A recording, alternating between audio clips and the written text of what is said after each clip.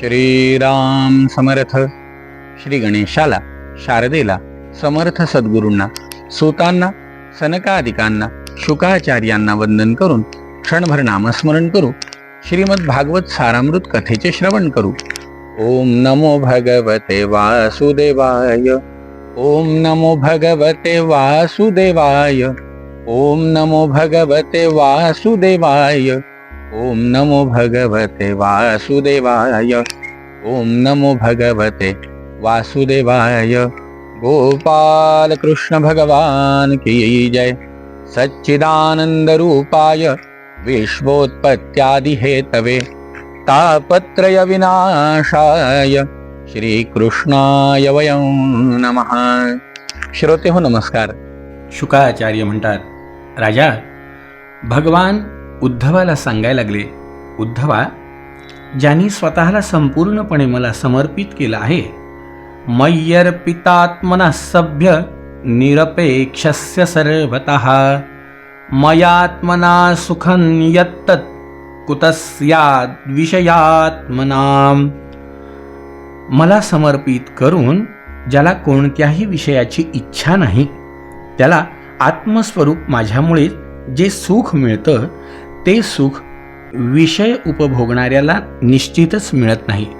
जो अपरिग्रही आहे, अकिंचनस्य दानस्य शांतस्य समचेतसः, इंद्रियांवर ज्याने विजय मिळवलेला आहे, जो शांत आणि समचित्त आहे, माझ्या ठाई जो संतुष्ट आहे, मया संतुष्ट मनस सर्वा सुखमया दिशः, माझ्या ठाई संतुष्ट असून जो नित्य माझं स्मरण करतो, अशा माझ्या भक्ताला सर्व दिशा आनंदाने भरलेल्या वाटतात. मंडळी, यासाठी आपण काय करणं गरजेचं आहे? तर सगळ्यात महत्त्वाचं, आपली बुद्धी समर्पण करायची भगवंताला, भगवंताच्या नामाला. आणि हो, महत्त्वाचं म्हणजे संतुष्ट राहणं गरजेचं आहे. बुद्धी भगवंताला समर्पण करून जे आहे त्याच्यामध्ये संतुष्ट असून भगवंताचं नामस्मरण, निश्चित आनंद. आणि हा आनंद अनेक संतांनी लुटलाय, तो त्यांनी व्यक्त केलाय, तो त्यांनी वाटलाय. आपण फक्त म्हणतोय, आपण हे फक्त ऐकतोय, पण हे अनुभवणारे अनेक जण आहेत. न पारमेष्ठं न महेंद्रधिष्णं न सार्वभौमं न रसाधिपत्यं न योगसिद्धीर पुनर्भवन वा मय्यर्पितात्मेच्छति मद्विनान्यत. माझ्या ठिकाणी ज्यांनी स्वतःला समर्पित केलंय, उद्धवा, अशा माझ्या भक्ताला माझ्याशिवाय ब्रह्मदेवाचा सत्यलोक, इंद्राचा स्वर्ग साम्राज्य, रसातळाचं राज्य, योगसिद्धी किंवा मोक्ष यापैकी त्याला काहीही अपेक्षित नसतं. न तथा मे प्रियतम आत्मयोनिर्न शंकरा.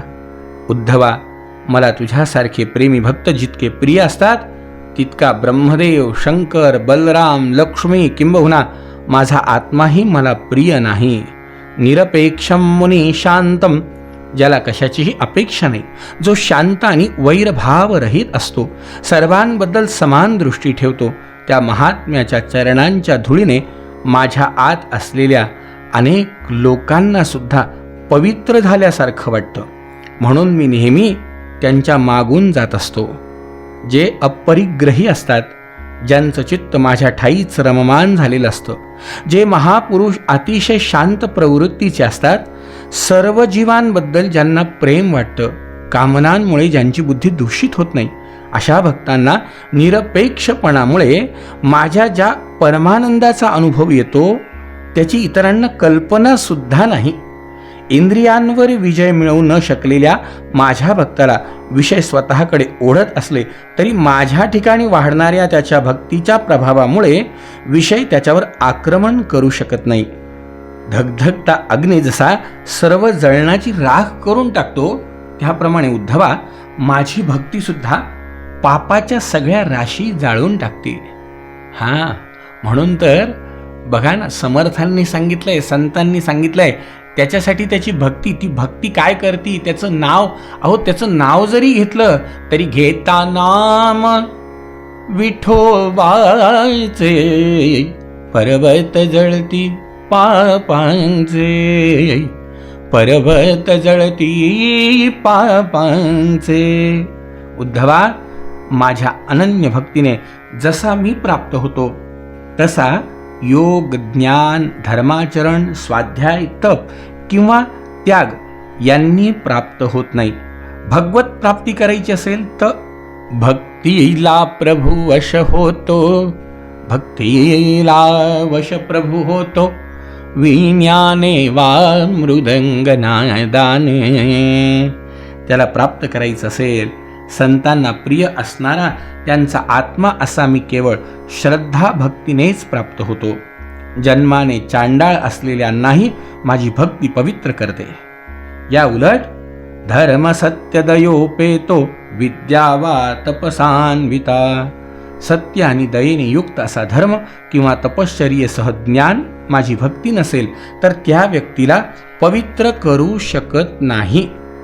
भक्तीने जोपर्यंत शरीर पुलकित होत नाही, चित्त द्रवत नाही, आनंदाश्रू वाहत नाही, तोपर्यंत अंतःकरण पूर्ण कसं शुद्ध होईल? वाग्गद्गदाद्रवते यस्य चित्तं रुदत्य भीक्ष्णं हसते कचिच्च विलज्ज उद्गायति नृत्यते च मद्भक्तियुक्तो भुवनं पुनाति. गोपाल कृष्ण भगवान की जय.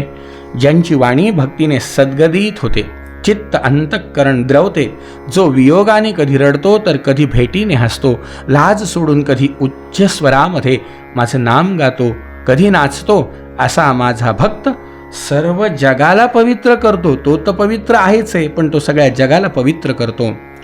सोनं ज्याप्रमाणे अग्नीने आपल्यातील मळ देऊन शुद्ध होते आणि आपल्या खऱ्या रूपाने चमकू लागते, त्याप्रमाणे मनुष्य जेव्हा माझी भक्ती करतो तेव्हा त्या भक्तियोगाने आपल्या कर्मवासनांचा नाश करून आपले निजस्वरूप असलेल्या मला परमात्म्याला प्राप्त करून घेतो.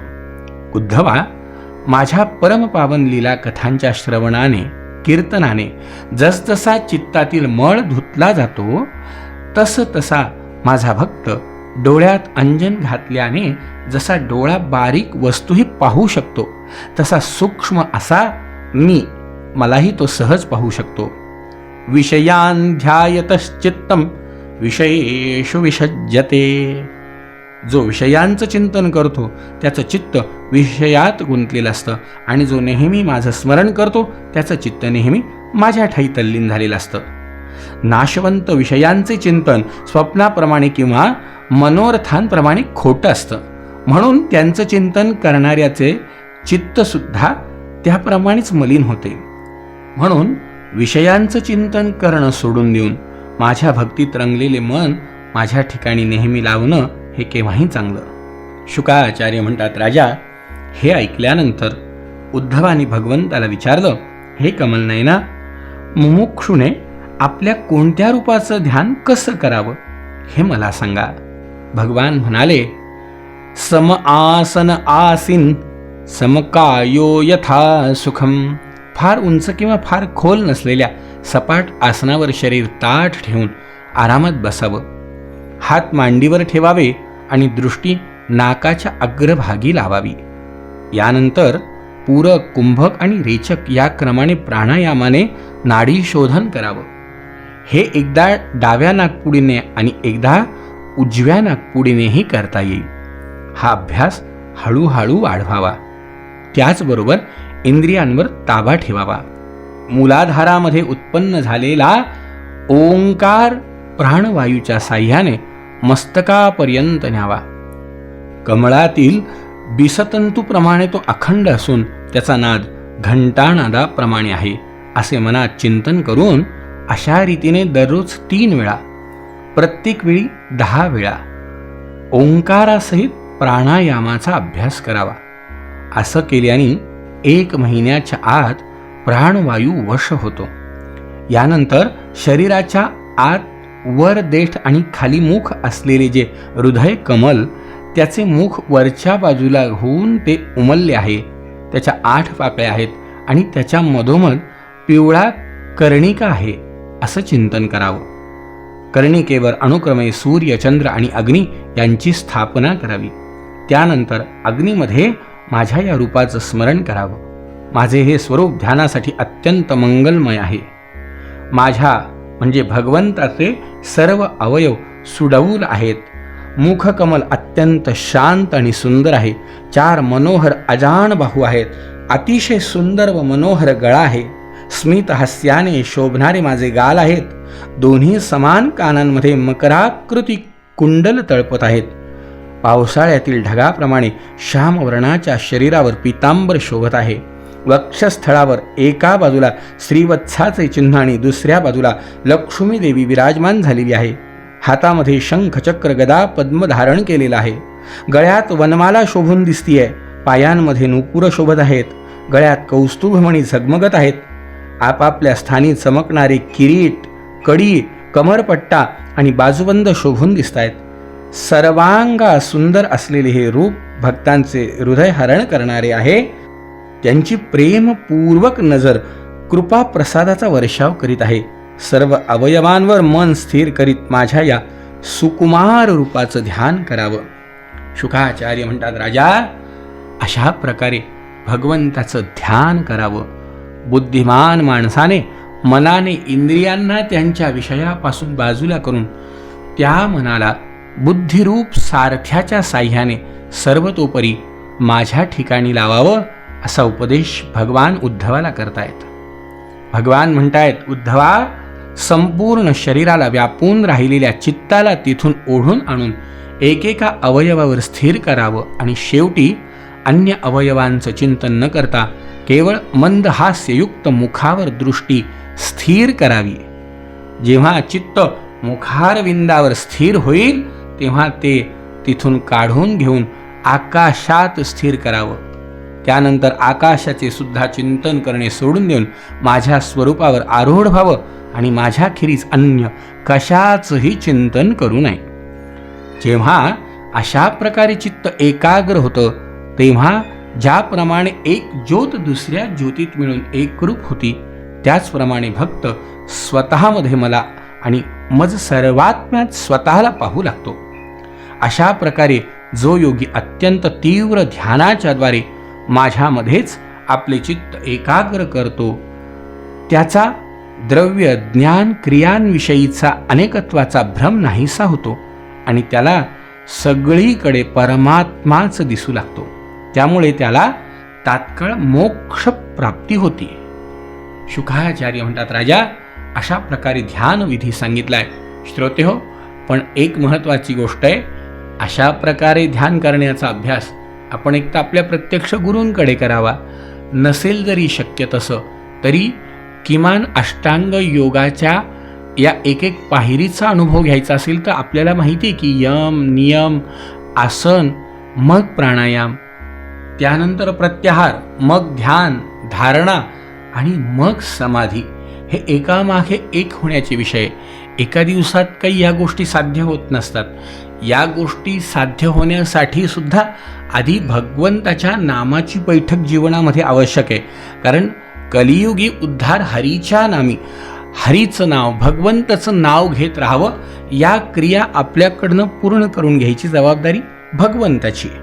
मग काय, या गोष्टी प्राप्त करण्यापूर्वीही सद्गुरूंनी दिलेल्या नामाचा आधार घ्या आणि त्या नामाने हळूहळू भगवत कृपेनी, सद्गुरु कृपेनी एक एक पायरीचा अभ्यास करून मोक्ष प्राप्तीचा आनंद घ्या. यापुढे भगवंत काय म्हणतात ऐकू उद्याच्या भागात. जय जय रघुवीर समर्थ.